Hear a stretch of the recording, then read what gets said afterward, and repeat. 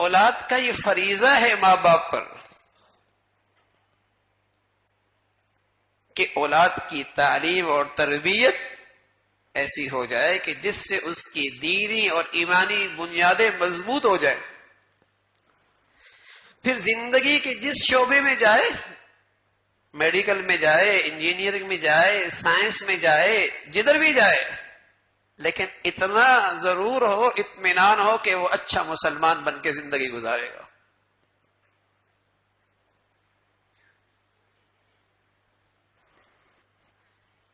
اس تعلیمی تربیتی نظام بنانا جسے اللہ نے اولاد کی نعمت دی ہے اس پہ فرض ہے کہ یہ آگ ہے، اس سے اولاد کو بچانا ضروری ہے. اور کہیں کہیں قرآن نے بتایا بھی ہے کہ اگر یہ گناہ ہوا تو اس کا انجام آگ ہی ہے. ما سلککم فی سقر قالوا لم نک من المصلین. جہنم میں کیوں پڑے ہو؟ کہنے لگا لم نک من المصلین، نماز نہیں پڑھتے تھے.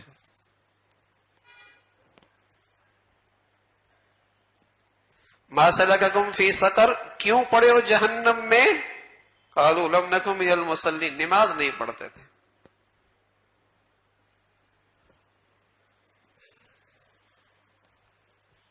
اولاد ہو گئی، جوان ہو گئی، نہ اسے نماز آتی ہے اور نہ اسے نماز کے فریضے کا احساس ہے.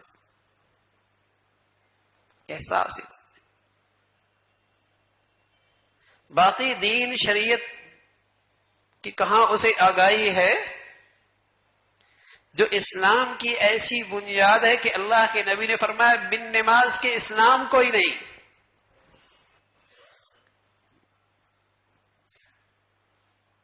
میری اولاد ہے، میری بیٹیاں ہیں، میرے بیٹے ہیں،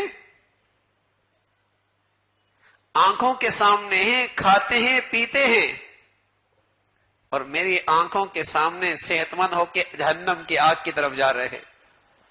بڑا دل گردہ ہے اس ماں باپ کا جو دیکھ رہا ہے اور جانے دے رہا ہے. بڑا دل گردہ ہے.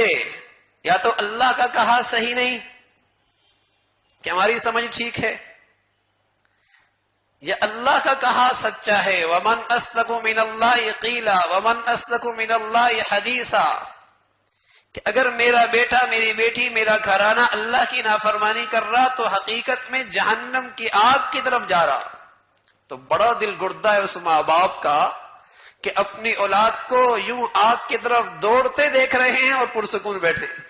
بڑا دل گردہ ہے. فما اصبرهم علی النار. بڑی ہمت ہے بھائی، آگ پہ صبر کر رہا ہے. اللہ کا کہا سچا ہے نا.